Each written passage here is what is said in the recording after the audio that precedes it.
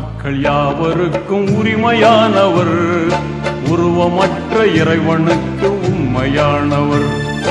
உலக மக்கள் யாவருக்கும் உரிமையானவர், உருவமற்ற இறைவனுக்கு உண்மையானவர். மாமி அதை கொஞ்சம் நிறுத்துங்க.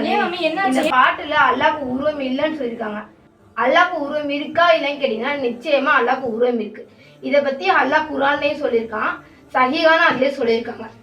ஆனா அல்லாஹ்வுக்கு உருவம் இருந்தாலும் கற்பனை செஞ்சு பார்க்க கூடாது. சரிங்களா மாமி? சரிங்க.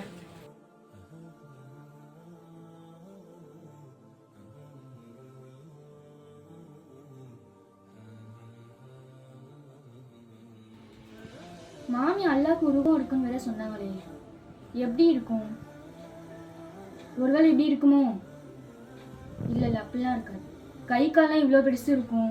இப்போ இவ்வளோ பெரிய உலகத்தை பார்க்கணுன்னா அவருக்கு எவ்வளோ பெரிய கண்ணு எல்லாம் இருக்கணும். ஒருவேளை இப்படி இருக்குமோ? இல்லையே.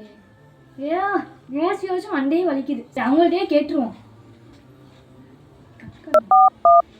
ஹலோ மாமி, கொஞ்சம் வீடு வரையும் வர முடியுமா? மாமி எது கூப்பிட்டீங்க? மாமி, நீங்க அல்லாஹ்வுக்கு உருவம் இருக்குன்னு சொல்லிட்டு போயிட்டீங்க. அதை யோசிச்சு பார்க்க கூடாதுன்னு நீங்க சொல்லிட்டு போயிட்டீங்க. ஆனா நீங்க அதை சொன்னதுல இருந்து எனக்கு அதே யோசனையா இருக்கு மாமி. அல்லாஹ் எப்படி இருப்பான்னு சொல்லி யோசிச்சுக்கிட்டே இருக்கேன். அவனுடைய பார்வை திறன் அமாவாசை இரவுல கருப்பு கடல்ல கருப்பு மலையில கூட கருப்பு எறும்பை கூட அல்லாஹ்வால பார்க்க முடியும் அப்படின்னு சொல்லி நான் கேள்விப்பட்டிருக்கேன்.